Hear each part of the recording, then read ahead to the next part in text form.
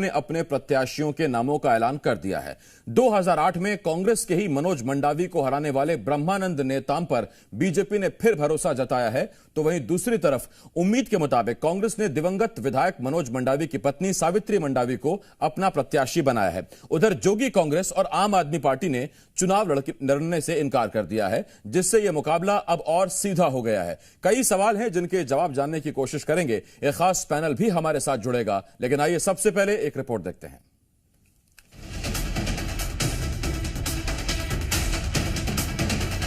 छत्तीसगढ़ के कांकेर जिले की भानु प्रतापपुर विधानसभा सीट पर उपचुनाव की जंग और तेज होती जा रही है। उपचुनाव की चुनौती जीतने के लिए कांग्रेस और बीजेपी दोनों सियासी दलों ने अपने अपने प्रत्याशियों के नामों का ऐलान कर दिया। बीजेपी ने ब्रह्मानंद नेताम के नाम का पहले ही ऐलान कर दिया था। अब कांग्रेस ने भी उम्मीद के मुताबिक सावित्री मंडावी के नाम पर मुहर लगा दी है। सावित्री भानु प्रतापपुर सीट से दिवंगत विधायक और विधानसभा उपाध्यक्ष मनोज मंडावी की धर्मपत्नी है। अब जब दोनों प्रत्याशियों के नाम सामने आ गए हैं, तो यह जंग और दिलचस्प हो गई है। ब्रह्मानंद जहां पहले भी विधायक रह चुके हैं, तो वहीं सावित्री के साथ सिंपैथी फैक्टर है। प्रत्याशियों के नामों के ऐलान के बाद अब दोनों ही सियासी दल अपनी अपनी जीत का दावा कर रहे हैं। अब देखो, वो भी आदिवासी भाई मेरे हैं, मैं भी एक यहाँ की आदिवासी बहू बेटी हूँ, तो अब उनसे आशीर्वाद ले जाऊंगे और उनका आशीर्वाद मुझे मिलेगा, पूरा विश्वास है।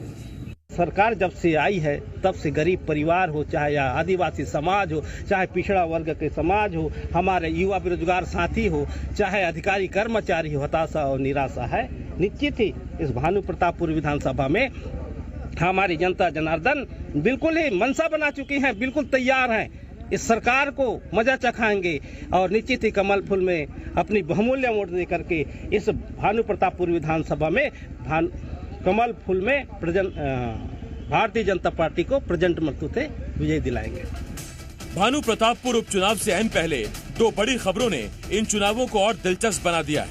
एक तो जोगी कांग्रेस ने चुनावों में सावित्री मंडावी को समर्थन देने का ऐलान कर दिया, तो दूसरी तरफ आम आदमी पार्टी ने भी प्रेस कॉन्फ्रेंस कर चुनावों में उतरने से इनकार कर दिया। अब देखना यह है कि दोनों सियासी दलों की तरफ से चुनाव न लड़ने के ऐलान से किसे फायदा होता है और किसे नुकसान। शिखर देवांगन, जी मीडिया, रायपुर।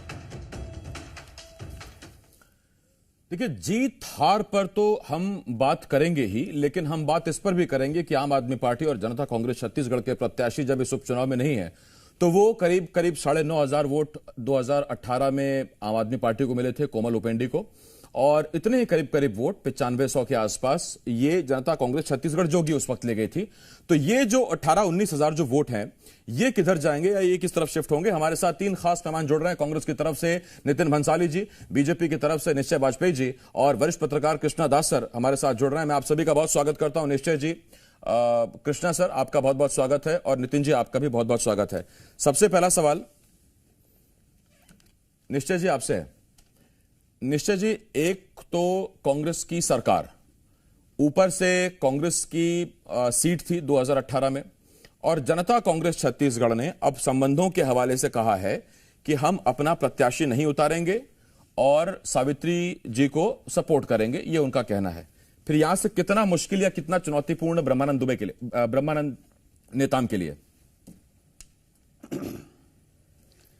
देखिए, ब्रह्मानंद जी बहुत अनुभवी नेता हैं, 2008 में विधायक रहे हुए हैं वहाँ पे, और कांग्रेस की जो सरकार है, यही विषय है कि जो सरकार का भ्रष्टाचार है इस कदर का, जो वहाँ सड़कों की बदहाली है, बिजली हाफ करेंगे बोले थे, बिजली बिल हाफ करेंगे, लेकिन बिजली को साफ कर दिया, बिजली है ही नहीं, और स्वास्थ्य सेवाओं में जिस तरीके की स्थितियां हैं, तो स्थानीय स्थितियां बहुत ही नाराजगी भरी है जनता के मन में। और इससे अलावा जो सबसे बड़ी बात है कि ये वो सरकार है जिसने छत्तीसगढ़ में आदिवासी आरक्षण को 32% से घटा करके 20% पर लाने का काम किया है। तो इन सब बातों का असर है, और आप देखेंगे कि जिस तरीके से इन्होंने एक भ्रष्ट सरकार चलाई है और जिस तरीके से एक साजिश और षड्यंत्र आदिवासियों के खिलाफ किया है, उनके आरक्षण को 32% से घटा करके 20% करने का, भारतीय जनता पार्टी एक बड़े अंतर से जीतेगी, और मुझे इस बात का पूरा विश्वास है। ठीक, निश्चय जी, मैं आता हूं सर आपके पास, और ये एसटी वाला एंगल भी इस डिबेट में जरूर आएगा। अब यही सवाल मैं नितिन जी आपसे पूछ रहा हूं। नितिन जी, आम आदमी पार्टी का इस चुनाव से अलग हो जाना और जनता कांग्रेस छत्तीसगढ़ का आपको समर्थन, सावित्री मंडावी को समर्थन, ये कितना बड़ा अंतर ला सकता है इस उपचुनाव में? देखिए, ये राजनीतिक पार्टियां स्वतंत्र हैं। इन्होंने यदि चुनाव में अपना प्रत्याशी न उतारने का निर्णय लिया है तो ठीक है, अच्छी बात है, स्वागत योग्य है। कांग्रेस अपने 4 सालों के कामों को लेकर जनता के बीच जाएगी। इन 4 वर्षों में 4 उपचुनाव हम जीत चुके। मुझे तो अच्छे से याद है, खैरागढ़ के उपचुनाव के समय भारतीय जनता पार्टी के नेताओं ने आप ही की डिबेट में चिल्ला के बोला था हम सेमीफाइनल खेल रहे हैं, सेमीफाइनल हार गए। फाइनल की स्थिति में तो ये बचे नहीं है। स्वर्गीय मनोज मंडावी एक लोकप्रिय आदिवासी नेता थे, जनप्रिय नेता थे उस क्षेत्र के। उनके अधूरे कामों को, उनके सपनों को पूरा करने का काम हमारा दायित्व है, हमारा कर्तव्य है। और निश्चित तौर पर कांग्रेस जिस प्रकार अन्य 4 उपचुनावों में अपने कामों को लेकर जनता के बीच गई और जनता का जो आशीर्वाद कांग्रेस को मिला है, निश्चित तौर पर इस बार भानु प्रतापपुर के चुनाव में भी मिलेगा। और मैं ये दावा करता हूं कि पिछला चुनाव लगभग 27,000 मतों से स्वर्गीय श्री मनोज मंडावी जी जीते थे। हाँ, 26,699। मैं ये दावा करता हूं कि इससे 1.5 गुने या 2 गुने मार्जिन से कांग्रेस की प्रत्याशी सावित्री मंडावी चुनाव जीतेगी। ठीक।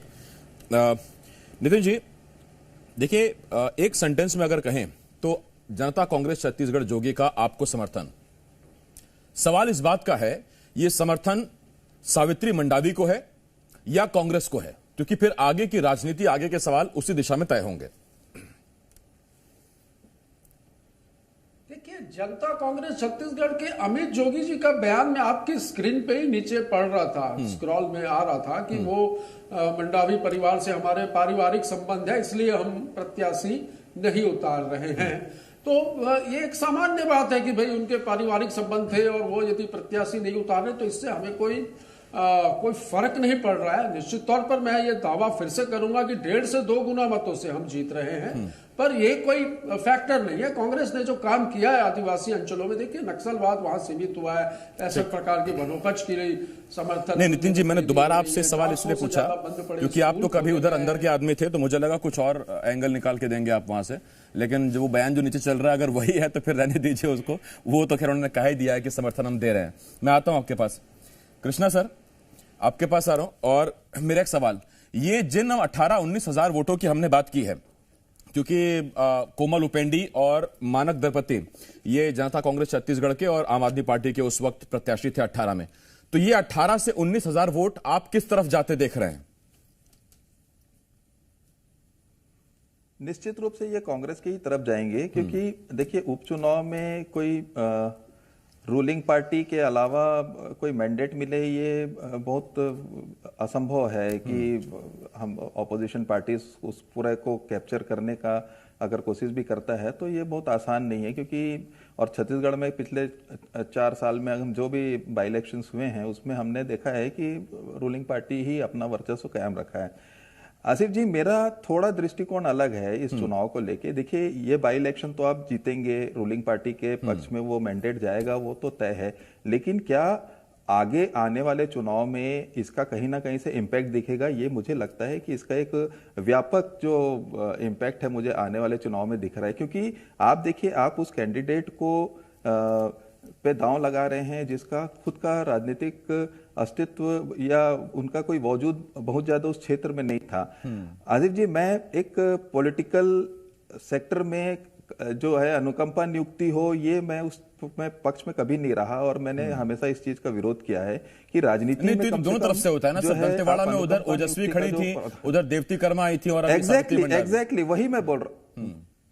वही मैं बोल रहा हूं कि ये जो है राजनीतिक में आपको इससे हटके सोचना पड़ेगा। क्योंकि जो कांग्रेस का मूल कार्यकर्ता है वहां, जिसने वहां पर इतने वर्षों में मेहनत किया है, अगर आप उसको साइडलाइन करके अगर किसी फ्रेश कैंडिडेट को, वो भी आपको एक पॉलिटिकल कनेक्शन जिसका ना हो, कोई आप किसी सरकारी पद से उनको इस्तीफा दे के ला रहे हैं, तो ये कहीं ना कहीं से आपके कैडर में एक मैसेज जाता है। और मैं जो आपको जो पॉलिटिकल इंपैक्ट जो बोल रहा हूं, आने वाले समय में जो कांग्रेस के लिए हो सकता है कि ये एक चिंता का कारण हो सकता है, तो मुझे लगता है कि इस पे भी हमको एड्रेस करने की जरूरत है। ये चुनाव बाई इलेक्शन चुनाव है, रूलिंग पार्टी के पक्ष में जाएगा, इसमें किसी को कोई संदेह नहीं है। कृष्णा सर, मेरा आपसे एक सवाल और भी है सर।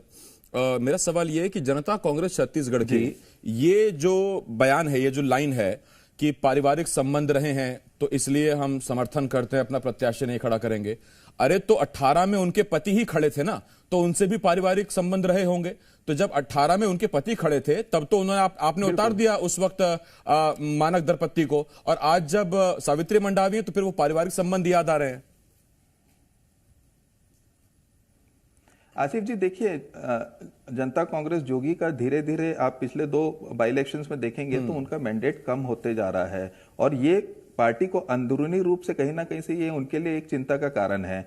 आप इस चुनाव में भी अगर समझ लीजिए उनको एक्सपेक्टेड मैंडेट नहीं मिलता है, या वो जो सोच रहे हैं कि वो वोट शेयर जो उनको मिलने की संभावना है, अगर वो वहां तक भी नहीं पहुंच पाते, तो ये लास्ट इलेक्शन है, बाई इलेक्शन है इस जनरल इलेक्शन से पहले, तो वो कहीं ना कहीं से ये योगी कांग्रेस के लिए एक बहुत बड़ा नेगेटिव मैसेज जाएगा। दूसरा ये है कि मुझे लगता है कि कहीं ना कहीं से योगी कांग्रेस कोई लॉन्ग रन पे ये स्ट्रेटेजी तो नहीं बनाई है कि कहीं उनका कांग्रेस के साथ में आने वाले समय में कोई तालमेल है, उसका ये इंडिकेशन है कि ये भी एक संभव हो सकता है।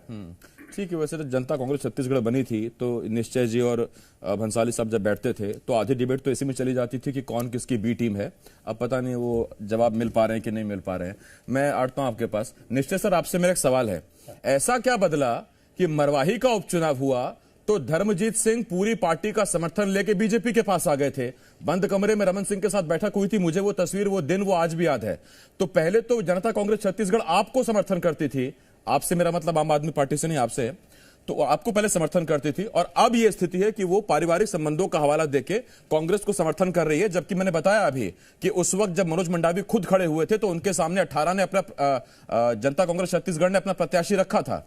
तो आप पर से भरोसा उठ रहा है क्या? आपको पिछड़ते देख के हट रही है क्या पार्टी? देखिए, भारतीय जनता पार्टी एक मजबूत संगठन और जनाधार वाली पार्टी है, लोगों के पसंद वाली आम लोगों की पार्टी है और कार्यकर्ता की पार्टी है। इसको किसी की सहायता की आवश्यकता नहीं होती है। जनता कांग्रेस ने अपना निर्णय लिया है, वो उनके अपने जो भी कारण होंगे उस पर बहुत ज़्यादा विषय नहीं है बात करने का। एक सवाल आपने जरूर जो पूछा कि भैया ये 18,000 वोट किधर जाएंगे, तो उस पर जवाब आया कि वो सत्ताधारी दल पे आएंगे। मैं एक बात रेखांकित करना चाहता हूँ, वोटों का बंटवारा इस तरीके से नहीं होता है।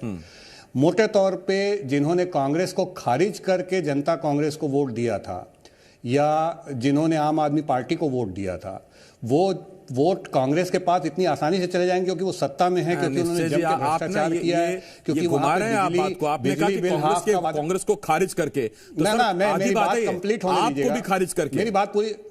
हाँ देखिए सुनिए, ये बात सही है कि भारतीय जनता पार्टी सरकार में थी, ठीक है, और आम आदमी पार्टी उसके खिलाफ चुनाव लड़ रही थी, वो जनता कांग्रेस उसके खिलाफ चुनाव लड़ रही थी। मुख्यतः ये सारे चुनाव भारतीय जनता पार्टी के कैंडिडेट के खिलाफ लड़े जा रहे थे।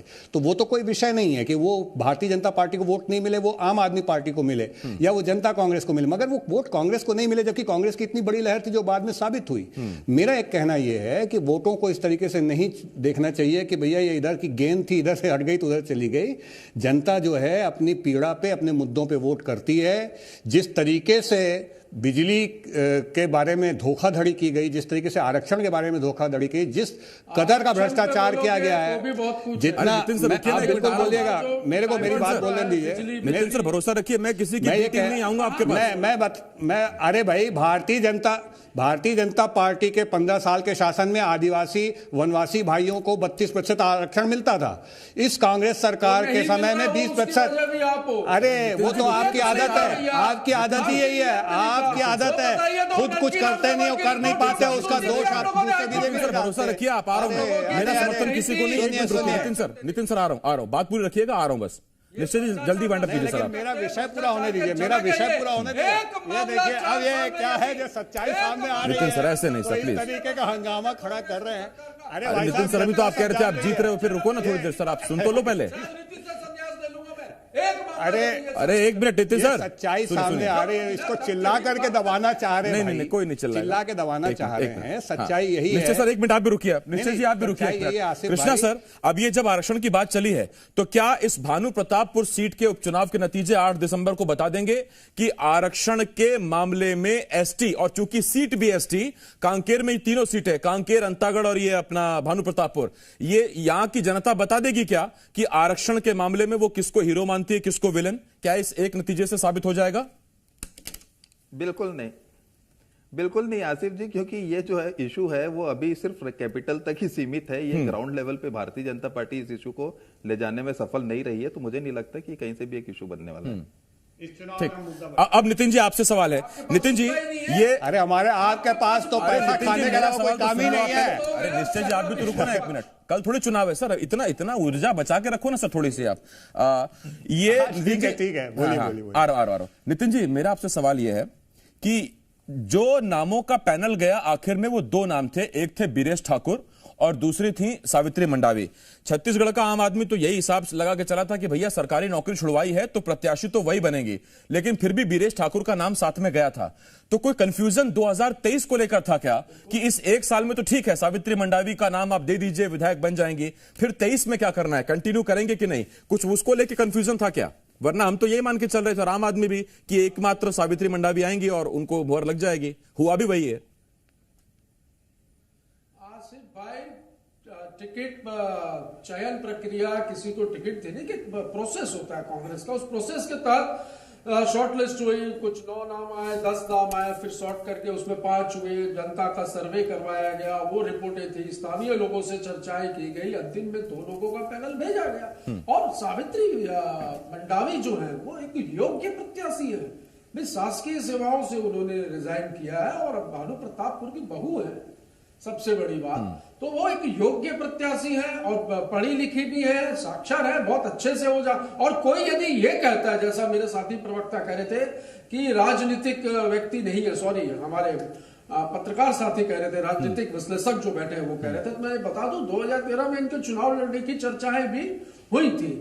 तो ऐसा नहीं है कि वो राजनीति को नहीं समझती, बहुत अच्छे से समझती हैं। और स्वर्गीय मनोज मंडावी जी के सपनों को और उनके अधूरे कामों को पूरा करना कांग्रेस का कर्तव्य है।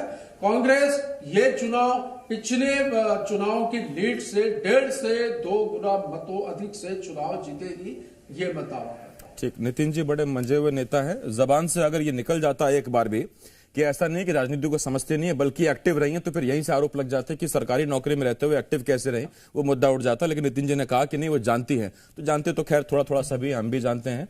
यही चीजें होती हैं जिनको आखिरी वक्त पर संभाल लें तो चीजें बेहतर हो जाती हैं। लेकिन ये आखिरी वक्त पर आम आदमी पार्टी का हटना या जोगी कांग्रेस का कांग्रेस को समर्थन, अब ये बीजेपी के लिए कितना नुकसानदायक या कांग्रेस के लिए कितना फायदेमंद या उल्टा जैसा निश्चय जी कह रहे हैं, वो तो देखना पड़ेगा और थोड़ा सा उसके लिए इंतजार भी करना पड़ेगा। 8 दिसंबर सर्दियां होंगी उस वक्त, लेकिन नतीजे जरूर सियासत में गर्मी लाएंगे। बहुत धन्यवाद है नितिन जी आपका, निश्चय सर आपका भी बहुत बहुत धन्यवाद है, और कृष्णा जी आपका भी बहुत बहुत धन्यवाद इस डिबेट में शामिल होने के लिए। एक छोटे से ब्रेक के लिए हमें रुकना होगा, ब्रेक के उस पार भी तमाम बड़ी खबरें। आप बने रहिए हमारे साथ और देखते रहिए जी मध्य प्रदेश छत्तीसगढ़।